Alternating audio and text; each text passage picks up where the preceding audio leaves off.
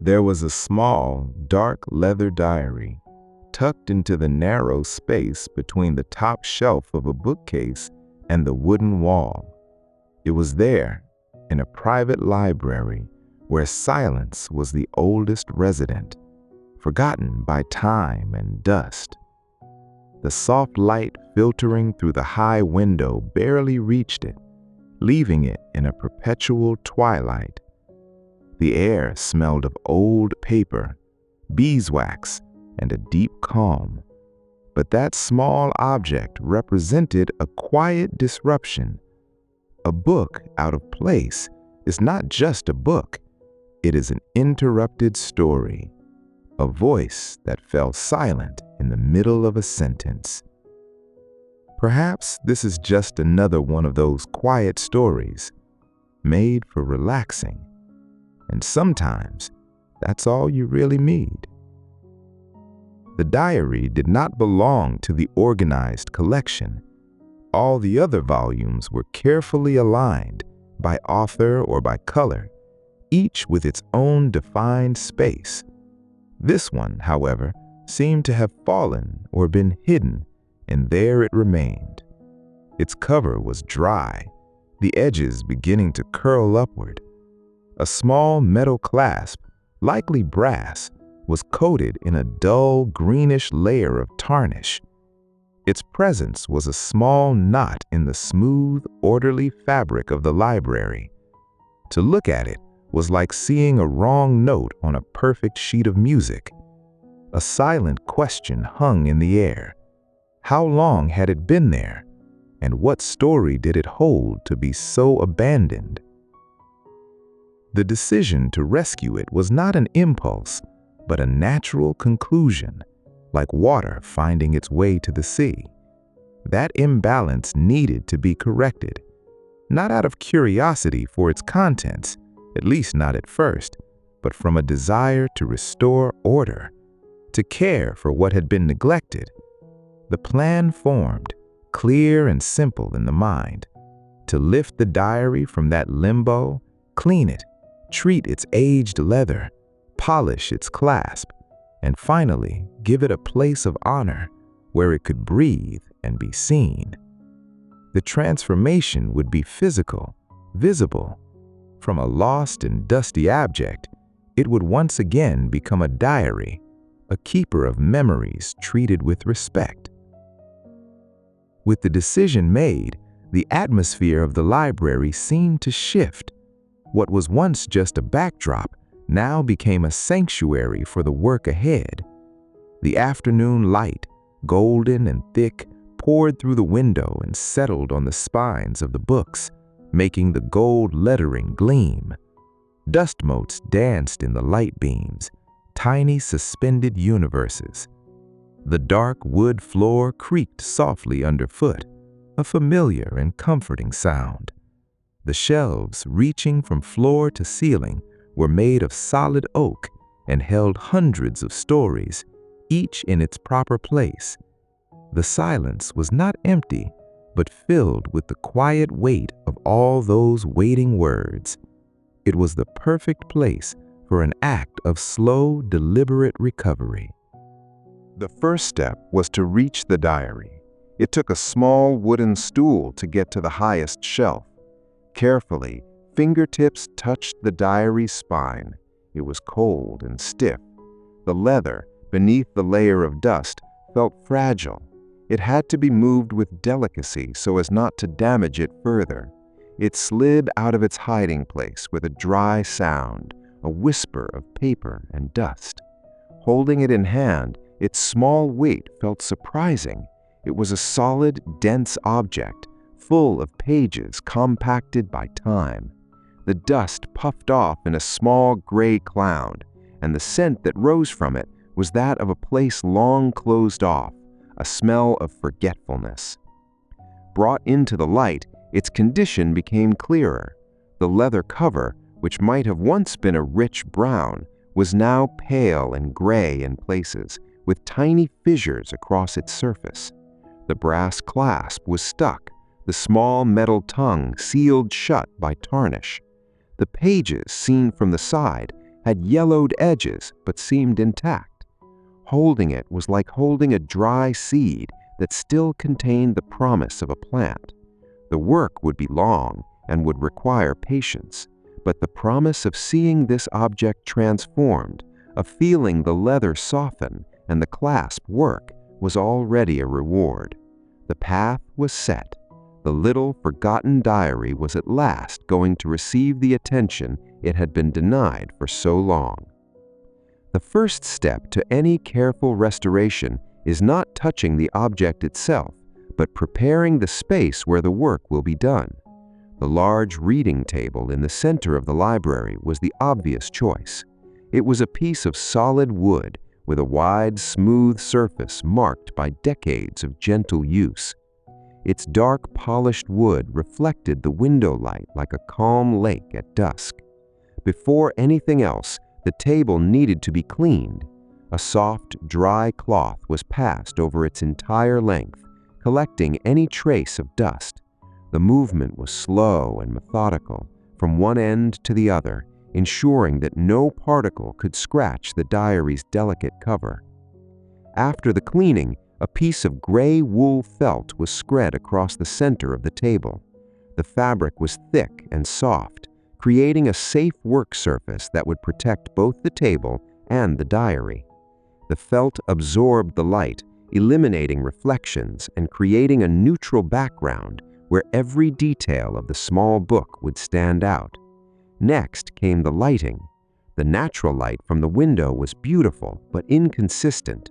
For such meticulous work, a stable and direct light source was needed. A small desk lamp with a brass base and a green shade was brought from another room. Placed at the edge of the table, its articulated arm was adjusted so that a pool of warm, clear light fell directly onto the felt, without creating harsh shadows. The sound of the switch being flicked on was a soft click that marked the official beginning of the process. With the space prepared, it was time to gather the tools. They were not many, but each had a specific purpose. They were brought out from a small wooden box where they were kept. First, the brushes. One was larger, with very soft, natural bristles, ideal for removing loose dust without scratching the surface. Another was tiny, almost like a watercolor brush, with firm yet delicate bristles, perfect for cleaning the corners and crevices of the clasp. They were placed side by side to the right of the felt. Then a small ceramic bowl was filled with a little warm water. Beside it was placed a stack of small cotton squares and a few linen cloths, clean and folded. For treating the leather, a small pot of special balm was chosen, a mixture of honey and damp earth. Its scent was subtle and pleasant, a mix of honey and damp earth. Opening the pot released this gentle fragrance into the air, which mingled with the smell of the books. For the metal clasp, a small polishing cloth was selected, impregnated with a very fine compound that would remove the tarnish without being abrasive. Finally, a few smooth, round glass weights, normally used to hold papers in place, were set at one end of the table. They might be useful later to help flatten the pages or the cover if needed. With everything in its place, the workbench looked like an altar dedicated to patience. The diary, which until then had been resting on a side shelf, was finally brought over and placed with reverence in the center of the gray felt. Under the direct light of the lamp, every imperfection, every grain of dust, every tiny fissure in the leather became visible. The contrast between the aged object and the clean, organized environment around it was striking. It was a patient awaiting treatment. Before beginning, there was a moment of pure observation. Hands hovered over the diary, studying its shape, its condition, planning the exact sequence of gestures. The silence of the library deepened, and the only audible sound was that of one's own breath, calm and steady. The outside world disappeared. There was only this table, these tools, and this small, waiting book. The preparation was complete. The act of caring could now begin. The first touch was with the soft, bristled brush, holding the diary firmly with one hand but not applying too much pressure. The other hand began to sweep the brush over the cover. The motion was light, following the grain of the leather, always from the spine towards the edges. With each pass, a small cloud of fine gray dust rose and settled on the dark felt. The sound was almost inaudible, a dry whisper, the sound of time being swept away. The dust collected in the corners and along the seam of the spine required a bit more attention. The brush was used with short, delicate strokes to dislodge the older dirt without straining the leather fibers. Slowly, the diary's original color began to reappear. Where there had once been a gray veil, a deep brown now emerged, though still dull and lifeless. The surface, free of its layer of dust, revealed details that had been hidden. A faint decorative embossing in the corners of the cover, a nearly faded pattern of a grapevine leaf. It was like wiping the glass of an old window and beginning to see the landscape on the other side. The process was repeated on the back cover and the spine with the same methodical care. The gray felt became speckled with dark particles, a visible testament to the progress. After the dry cleaning came the damp cleaning phase. One of the cotton squares was dipped into the bowl of warm water and then squeezed vigorously until it was just slightly damp, almost dry to the touch. The idea was not to wet the leather, but to use the minimal moisture to capture the more ingrained dirt that the brush could not remove. The cotton was passed over the cover in gentle, slow, circular motions. The first touch of moisture caused the leather to darken instantly in a small patch, but as the water evaporated, the color returned to normal, taking a layer of grime with it. The cotton, initially white, quickly turned brownish. It was discarded and replaced with a new one, repeating the process. It took 3 cotton squares to clean the entire front cover. With each pass, less dirt was removed, until the last piece of cotton came away almost clean. The leather was responding to the treatment. It seemed to drink in the small amount of moisture, and its surface, once stiff and brittle, began to feel a little more supple. The scent of the diary also changed. The odor of dust and must began to give way to a cleaner scent, the fundamental scent of old leather. As soon as the damp cleaning was finished, a dry, soft linen cloth was used to gently blot away any remaining trace of moisture. The cloth was laid over the cover and pressed lightly, absorbing the last droplets of water. The diary was then left to rest for a few minutes, allowing the air to finish the drying process. During this pause, the gaze traveled over the now clean surface. The small cracks and scratches of time were more visible, like wrinkles on a face. They were not flaws to be hidden, but marks of its history, of its journey. The cleaning was not meant to erase the past, but to allow the object to age with dignity. The cover was now prepared for the next step, that of nourishment and protection. The work was slow, but each stage brought a small, satisfying transformation. The dust of oblivion had been cleared away.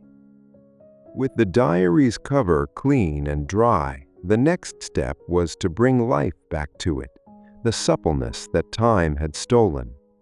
The small pot of leather balm was opened. Its gentle aroma filled the small workspace. With a fingertip, a small amount of the balm was taken, no larger than a grain of rice, and transferred to the corner of a clean linen cloth. The secret to this process was to use very little product at a time.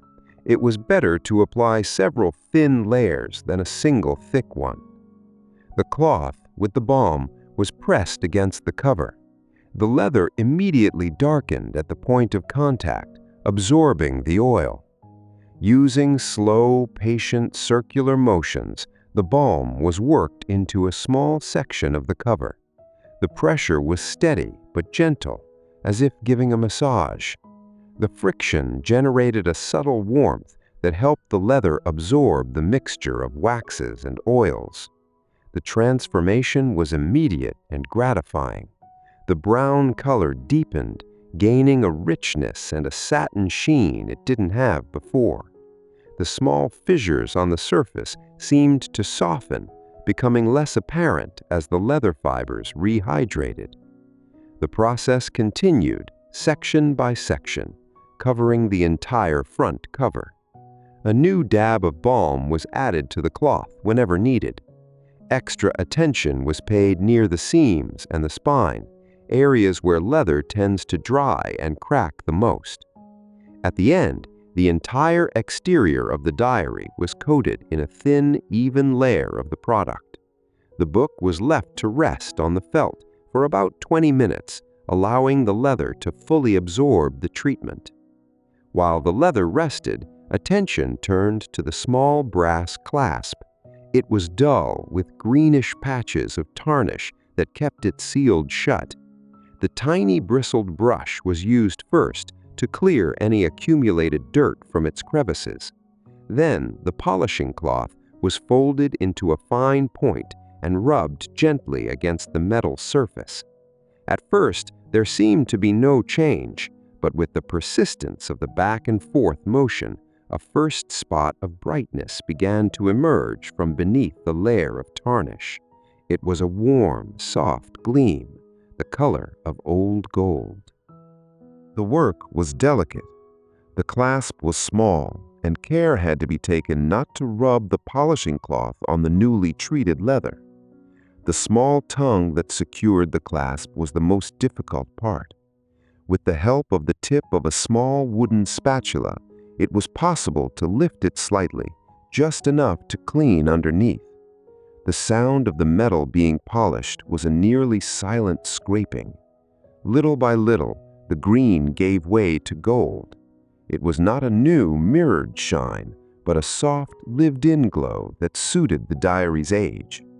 Finally, with one last effort, the tongue moved, and the clasp opened with a small click. It was free. After its resting time, a clean linen cloth was used to gently buff the diary's cover, removing any excess balm and enhancing the shine. The leather was now soft and supple to the touch, with a healthy appearance. Holding the diary was a completely different experience. It no longer felt like a fragile, abandoned object, but something cared for and valued. The combination of the revitalized leather and the polished clasp had transformed it. The exterior was restored. The doorway to its pages was now open. The moment to open the diary for the first time had arrived. The brass clasp, now clean and functional, gave way with a soft, satisfying click. The front cover was lifted slowly, with a quiet expectation. The first page was blank, a little yellowed at the edges, but otherwise untouched. A concentrated scent of old paper and dried ink escaped from within the book, an aroma that was the very essence of captured time. It was a dry, not unpleasant smell that spoke of years spent in silence and darkness. The pages were compacted, stuck to one another by pressure and the residual moisture of many seasons. The first task was to air them out, to separate them carefully to allow air to circulate between them. Holding the diary by its spine, the pages were gently fanned with a thumb, once and then again. The sound was a quick whisper, like the flutter of a small bird's wings. This simple gesture helped release the stale air and loosen the leaves. Then the diary was stood on its end on the table, with the covers splayed, allowing the pages to open naturally like a fan. It was left that way for a few minutes, breathing the fresh air of the room for the first time, perhaps decades. While the diary aired, attention turned to the edges of the page block. They were dark with dust. With the book held firmly closed, the very soft bristled brush, the same one used initially on the cover, was swept along the three edges. The dust came away easily, revealing the original color of the aged paper. They were not gilded edges like in some luxury books, but simple and honest. Cleaning them made a subtle but important difference in the object's overall appearance. Flipping through the diary more carefully, some pages had folded corners, so-called dog ears. Each of these folds was a small wound in the paper. With fingertips, each folded corner was carefully unfolded. The paper held the memory of the crease, a pale line that would not disappear completely. To help flatten these areas, the diary was opened to the affected page, and one of the smooth glass weights was placed on the corner for a few minutes. The gentle, steady weight helped relax the paper's fibers, lessening the prominence of the crease. This process was repeated for every page that needed it. It was a work of patience, one page at a time. During this process, it was impossible not to glimpse the contents of the pages. The handwriting was elegant and slanted, done in black ink that had faded to a sepia tone. The words were legible, but they were not read. The focus remained on the physical task of caring for the object. It was restoration, not intrusion. However, the presence of those words, of that personal history, gave a weight and a meaning to every gesture. This wasn't just restoring a book, but the vessel of a life. Some pages had small stains, perhaps from a drop of tea or rain. These marks were left as they were. They were part of the diary's story, and trying to remove them could cause more harm. In the end, all the pages were separated, straightened, and clean at their edges. The small book seemed fuller, lighter. When closing it, the pages settled more evenly. The small book no longer looked like a solid, forgotten block, but a lively object, ready to be opened and consulted. Its internal structure was now cared for as its exterior. The work of repair was nearly complete. All that was left was the last and perhaps most important step, to give it a home. The physical restoration of the diary was finished. It rested in the center of the felt, its nourished leather cover and its clasp glowing softly under the lamplight. It was no longer an object of disorder, but of quiet beauty. Now it needed a place of its own, a space that acknowledged its value and its recovered history. It couldn't simply be put back on any empty shelf. Its new home had to be chosen with the same care that had been used in its recovery. The gaze swept across the library shelves. Many were full, with books lined up shoulder to shoulder. But in a section dedicated to memoirs and biographies, there was a small space on a shelf at eye level. It was a perfect space, not too tight, not too exposed. It was next to a volume bound in dark blue cloth and another with a red leather spine. The deep brown of the diary would complement the colors of its neighbors. The decision was made. That would be its place. First, the space on the shelf was prepared. The two neighboring books were carefully removed and set on the table. With a clean, dry cloth, all the dust from that section of the oak shelf was wiped away. The wood, now clean, revealed its rich, dark grain. To give the diary a special base, a small rectangle of dark green velvet, a remnant from another project, was cut to size and placed at the bottom of the shelf.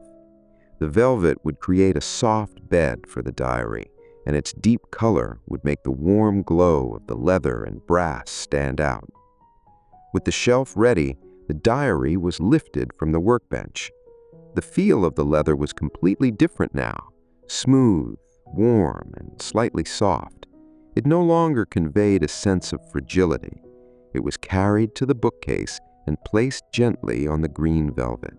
It wasn't pushed to the back, but left a little forward so its small spine and clasp would be visible. It settled perfectly into its new space, as if it had always belonged there. The neighboring books were then dusted with the soft brush and returned to their places, one on each side of the diary. They framed it, protecting it, and integrating it into the silent community of the shelf. The little forgotten diary was no longer lost or forgotten. It had an address, a position of respect among its peers. To complete the arrangement, a small object was chosen to be placed in front of the diary. It was a simple river stone, gray and oval-shaped, perfectly smooth and polished by water over many years. Its weight was pleasant in the hand. Its simplicity and natural origin seemed to complement the diary's story. The pebble was placed on the shelf, slightly in front and to the side of the book. Its organic shape and cool color contrasted beautifully with the diary's geometry and warmth. Together, they created a small composition of calm and balance. The final step was to clear the workbench. The tools were cleaned and put away in their box. The felt was shaken out and folded. The ceramic bowl was washed and dried. The table returned to its original state, empty and polished, leaving no trace of the work that had been done, except for the final result on the shelf. Stepping back to observe the scene, the feeling was of deep satisfaction. The small disruption that had started the whole process had been resolved. The harmony of the library was complete. The little forgotten diary had found its place. The afternoon was fading, and the light in the library grew softer and more golden. The work of restoration was done, but the journey with the diary was just beginning. Now that its physical body was healed, it was time, finally, to listen to its voice. The contemplation of the object transformed into the desire to know its contents, not from invasive curiosity, but as a final act of acknowledgement. To mark the occasion, a small ritual of comfort was prepared. In the adjoining kitchen, water was heated for tea. The sound of the kettle coming to a boil was a domestic, calming sound. A chamomile tea was chosen for its gentle aroma and its relaxing properties.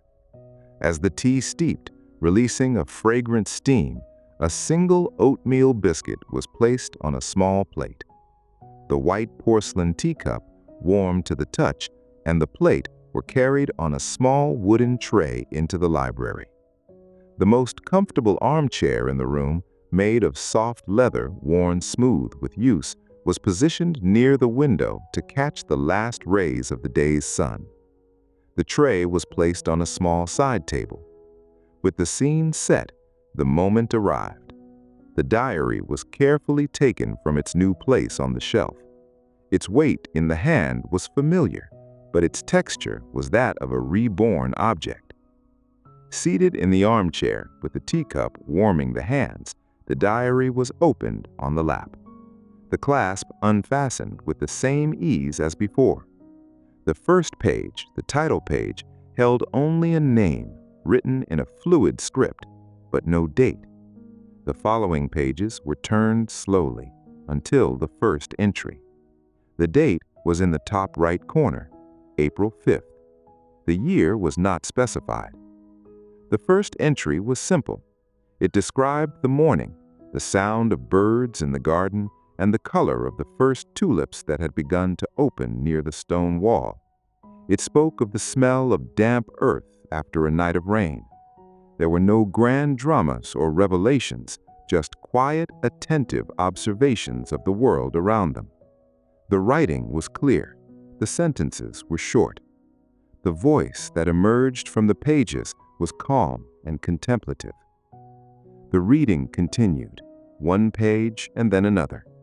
The entries spoke of small things, the making of a strawberry jam, the visit of a stray cat that appeared every afternoon on the windowsill, the satisfaction of finishing a knitted scarf. They were fragments of a daily life, simple moments that had been deemed worthy of note.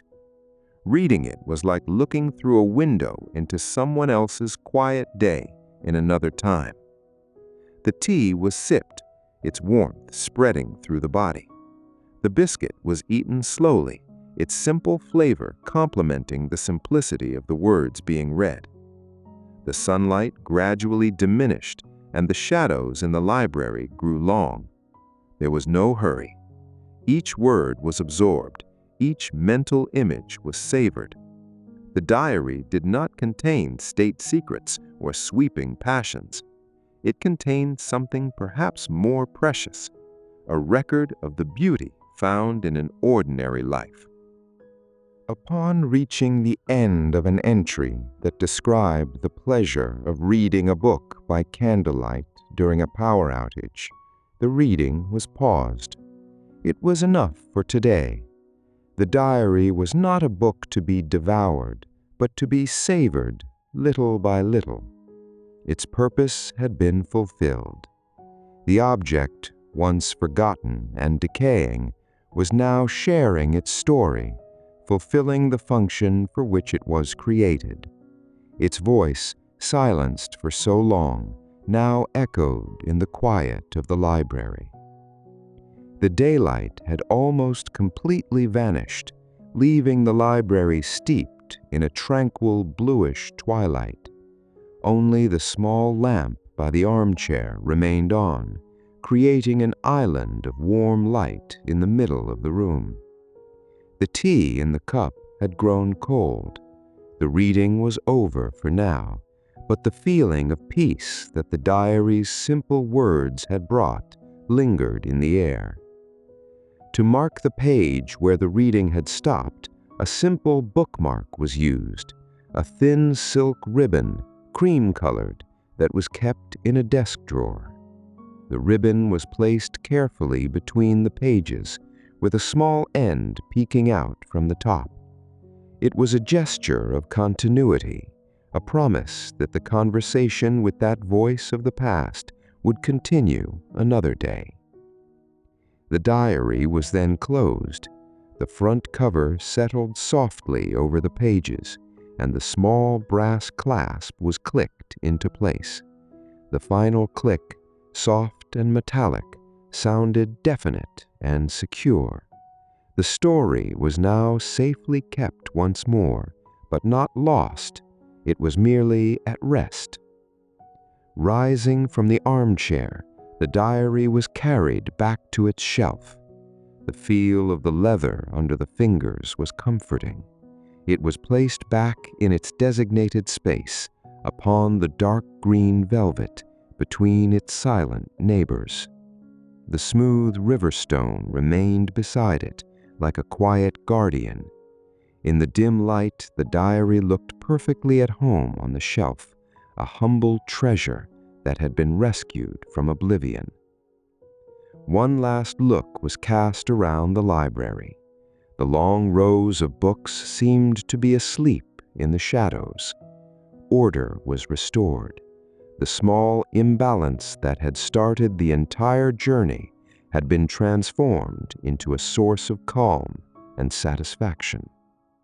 The work had not changed the world, but it had changed a small corner of it.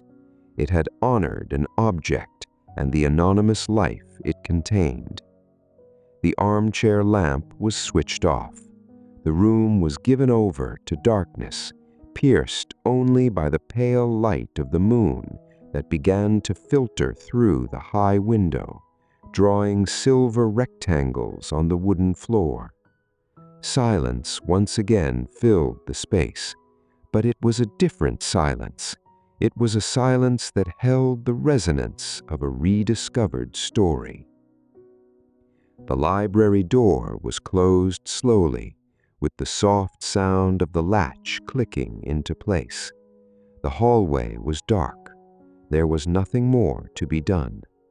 The cycle of care, restoration, and contemplation was complete.